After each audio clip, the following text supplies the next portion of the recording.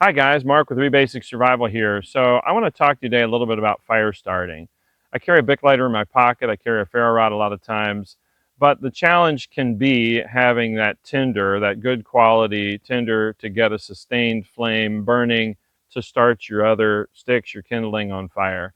Today I want to talk to you about kind of an emergency method. It's using a Sharpie marker, and I'm going to start this with a ferro rod just with sparks, and I want to show you how good it is at creating a flame to start an emergency fire with. So it's important to know when you're using plastics that they tend to melt into puddles before they start burning or while they're burning.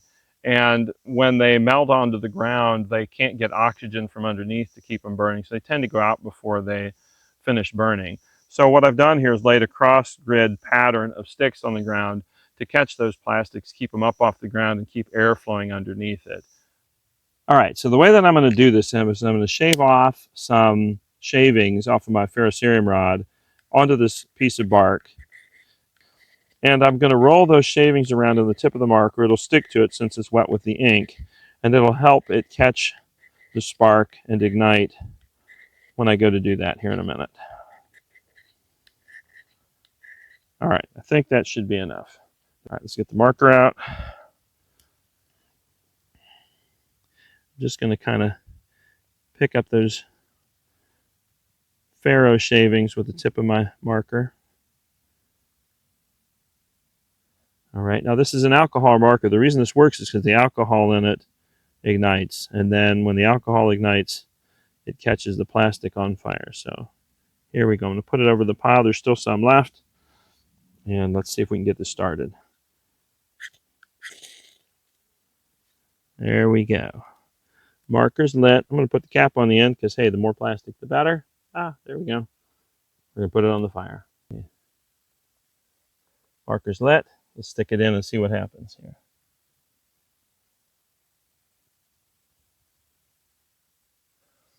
Now there is a fairly significant gap between those sticks and the marker. So I'm actually going to pull this out and lower these. Hopefully I won't mess everything up, but I'm going to give it a shot here.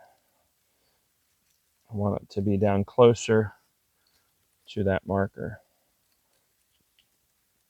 There we go. These are big sticks. These are far bigger than I would normally use. Let's peek a little bit.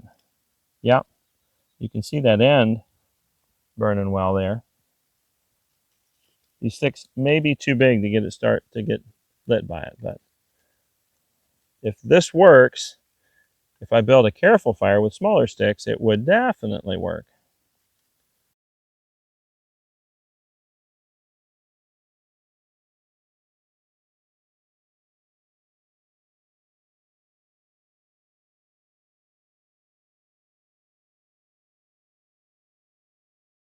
And as you can see, this marker, the end is still here. I could probably pull this out, see what's left. Yeah, it's like less than half used. I could blow that out. I doubt I could write with it anymore, probably couldn't write with it anymore.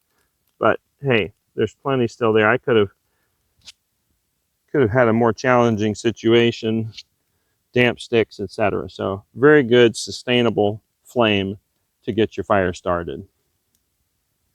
So as you can see, that marker did really well at starting even those big sticks that I would never normally use to start a fire with. I just wanted to illustrate that. I think even if the sticks would have been wet, we would have been in good shape. The marker was probably less than a quarter of the way used before it started those marker size sticks, generally speaking, that were in the fire. Seriously, as far as the marker goes, I could have pulled it out or only used part of it and then kept it as a fire starting tool later. Not much good as a marker probably still, but I could have saved what was left for fire starting. I don't know if the alcohol would have still been left in the cartridge. If a quarter of the marker burned, I need to experiment with that still and see if there would be alcohol left to start it. But certainly the plastics themselves are a very useful fire starter if you have something to ignite them. Thank you for joining me again. Please like and subscribe. We'll see you later. Have a good one.